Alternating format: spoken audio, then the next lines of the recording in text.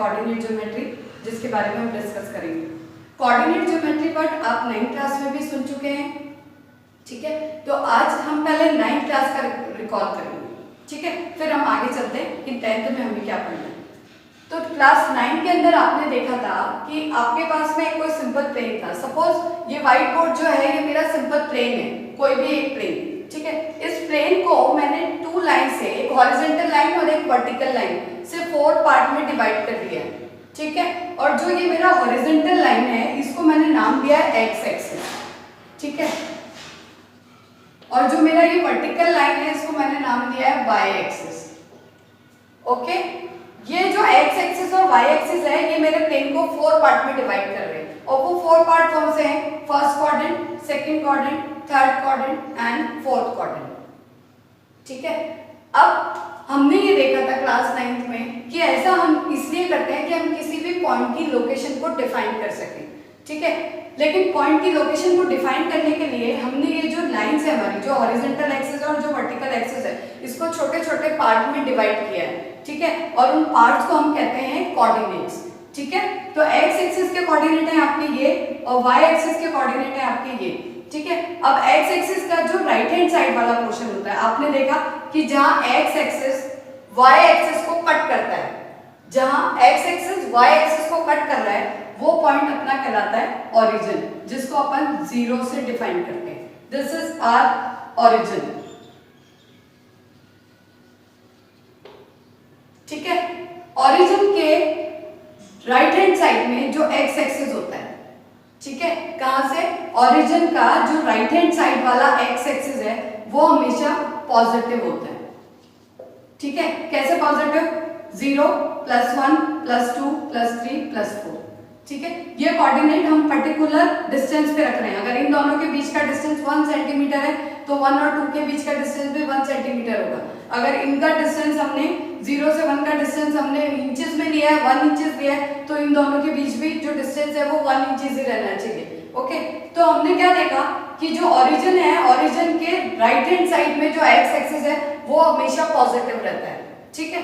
और ओरिजिन के जो लेफ्ट हैंड साइड में आपका जो हॉरिजॉन्टल एक्सिस है, एक्स एक्सिस, वो हमेशा क्या रहेगा?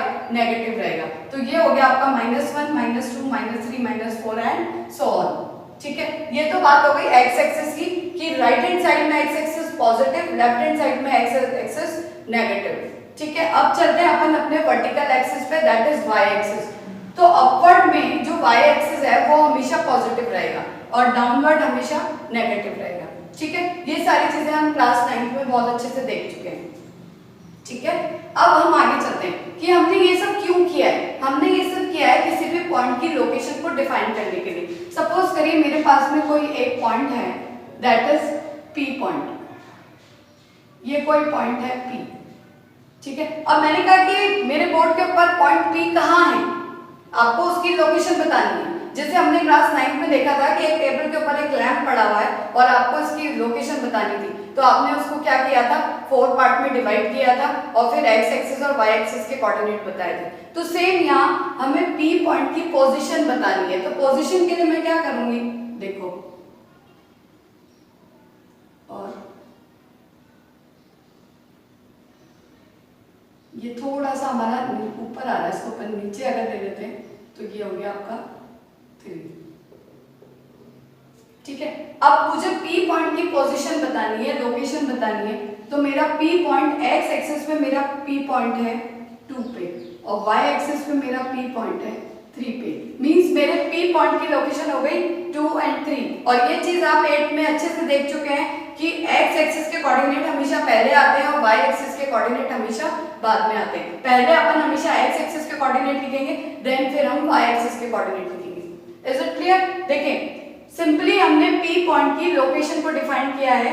P पॉइंट x एक्सिस पे P पॉइंट है 2 पे और y एक्सिस पे P पॉइंट है 3 पे। तो आपकी P पॉइंट की लोकेशन हो गई 2, 3, ठीक है, जिसको हम क्या कहते हैं? कोऑर्डिनेट। इसीलिए इसको का नाम दिया गया है कोऑर्डिनेट ज्योमेट्री। ये हो गए P पॉइंट के कोऑर्डिनेट। कोऑर्डिनेट क्या कर रहे हैं? P पॉइंट की लोकेशन को डिफाइन कर रहे हैं। ये चीज हमने देखी थी क्लास 9th में, जिसके अंदर आप ये देख रहे हो कि अगर मैं आपसे ये पूछूं कि P पॉइंट का y एक्सिस से डिस्टेंस कितना है ना?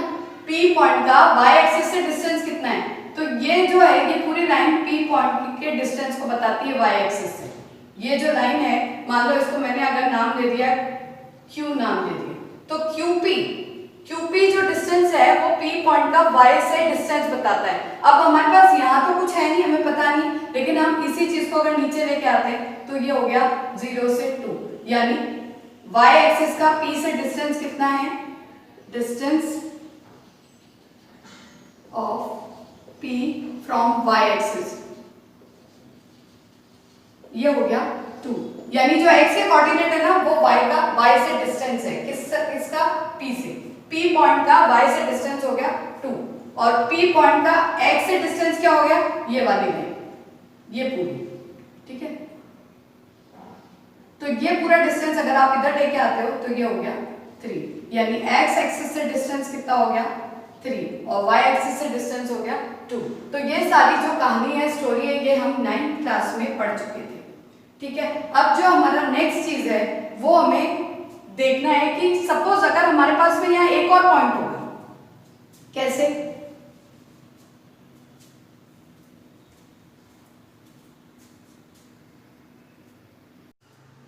तो अपन ने देखा था अभी तक P पॉइंट की लोकेशन, ठीक है। अब सपोज करिए आपके पास में कोई एक और पॉइंट है एंड दैट इज Q। अब अपने पास ये जो अपना प्लेन है जिसको हमने 4 पार्ट में डिवाइड कर दिया है, उस प्लेन के अंदर आपके पास में 2 पॉइंट है। कौन कौन से 2 पॉइंट है, P एंड Q। और मैंने आपसे कहा कि आप मेरे को इन दोनों के बीच का डिस्टेंस फाइंड आउट करके बताइए, ठीक है। डिस्टेंस मींस ये डिस्टेंस, यानी आपको सिंपली ये जो लाइन है इस लाइन का आपको लेंथ पता करनी है। PQ जो लाइन है उस लाइन की हमको क्या करनी है, लेंथ पता करनी है। तो उस केस में हम क्या करेंगे, ये आपकी PQ लाइन है, तो हम अब क्या करेंगे, ठीक है। सिंपली आपको कुछ नहीं करना है, एक पॉइंट आपने यहां से खींचा, ये आपका x एक्सिस, ठीक है, ये आपका x एक्सिस। x एक्सिस पे आपके पास में 2 पॉइंट आ रहे हैं, है ना, तो हम इसको नाम दे देते हैं x1 और x2। देखो यहाँ हमने वेरिएबल लिए हैं क्योंकि हमें कोऑर्डिनेट नहीं पता है, हमें नहीं पता है कि ये कौन से नंबर पे आ रहे हैं, अभी हमने कुछ भी डिफाइन नहीं किया है, तो हमने यहाँ वेरिएबल लिया x1 और x2, ठीक है। सेम इन्हीं दोनों पॉइंट को अगर हम y एक्सिस पे चलते हैं तो y एक्सिस से इनका डिस्टेंस देखो, ये हम y1 ले लेते हैं और ये हम y2 ले लेते हैं, ठीक है बच्चों। अब आपको फाइंड करना है PQ, इस वाले पॉइंट को, यहां मैंने देखो PQ ये था, इस पे मैंने एक परपेंडिकुलर डाला, यहां से मैंने एक स्ट्रेट लाइन खींची, ये मेरा खुद का कंसेक्शन है, ठीक है। और जहां ये दोनों लाइंस एक दूसरे को कट कर रही हैं उसको मैंने नाम दे दिया R। तो फाइनली हमारे पास एक ट्राइंगल बन गया है, that is PQR, PQR triangle, ठीक है। और ये जो ट्राइंगल है ना, ये ट्राइंगल 90 डिग्री का है क्योंकि हमने सारी लाइन स्ट्रेट खींची है, हम एक परपेंडिकुलर खींच रहे हैं, इसलिए ये 90 डिग्री का एंगल। तो जो आपका PQR जो ट्राइंगल है वो एक राइट एंगल ट्राइंगल हो गया। Is it okay? अब देखिए हमको फाइंड आउट करना है PQ, ठीक है। PQ क्या हो गया, अगर हम राइट एंगल ट्राइंगल की बात कर रहे हैं तो PQ हो गया हाइपोटेनियस आपका, PR आपका हो गया बेस और QR आपका हो गया परपेंडिकुलर। अब हम फिर से रिकॉल करते हैं क्लास 7th 8th को, जहां पे हमने पाइथागोरस थ्योरम पढ़ी थी। पाइथागोरस थ्योरम के अंदर हमने क्या पढ़ा था, हाइपोटेनियस का square is equals to base का स्क्वायर प्लस परपेंडिकुलर का स्क्वायर, ठीक है। अब अगर हम बात करते हैं, यहां हमारा बेस क्या है, PR, तो PR का स्क्वायर, परपेंडिकुलर है हमारा QR प्लस QR का स्क्वायर, और H हमारा क्या है, PQ, जो हमें फाइंड करना है, PQ का स्क्वायर, ठीक है।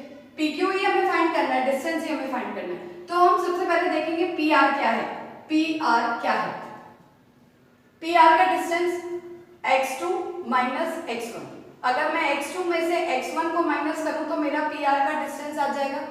PR का डिस्टेंस क्या है, तो ये हो जाएगा x2 माइनस x1, तो PR की जगह मैंने लिख दिया x2 माइनस x1 का स्क्वायर प्लस QR मेरे पास क्या है y2 minus y1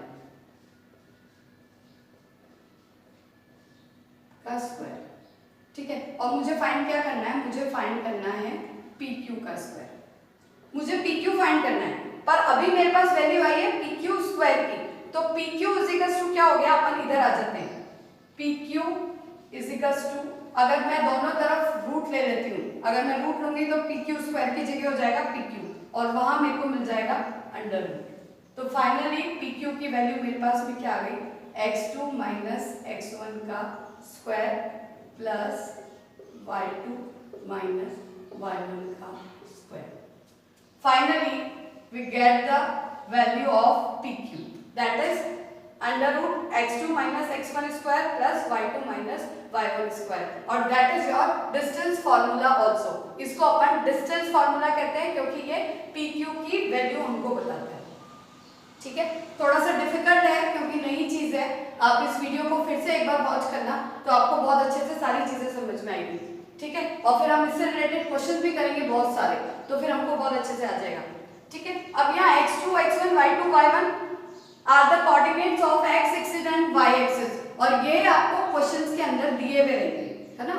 x2 x1 y2 y1 ये वैल्यूज आपको क्वेश्चंस में दी रहेंगी और आपको फाइंड आउट करना है PQ या व्हाटएवर जो भी वेरिएबल है उसके बीच के डिस्टेंस फाइंड करना है। तो दो पॉइंट के बीच का डिस्टेंस फाइंड करने का फॉर्मूला आपका क्या बन जाता है, PQ is equals to root x2 minus x1 square plus y2 minus y1 square. ठीक है बच्चों, आई थिंक आप लोगों को ये समझ में आया होगा, आप इसको अच्छे से समझना। इससे नेक्स्ट वीडियो में मैं इससे रिलेटेड क्वेश्चंस आपको सेंड करूंगी तो आपको ये और भी अच्छे से समझ में आ जाएगा। तो फाइनली आज हमने क्या देखा, आज हमने देखा डिस्टेंस फॉर्मूला। ठीक है, किसी भी दो पॉइंट के बीच का डिस्टेंस फाइंड करने के लिए हमें ये फॉर्मूला यूज करना होता है। Okay, bye bye.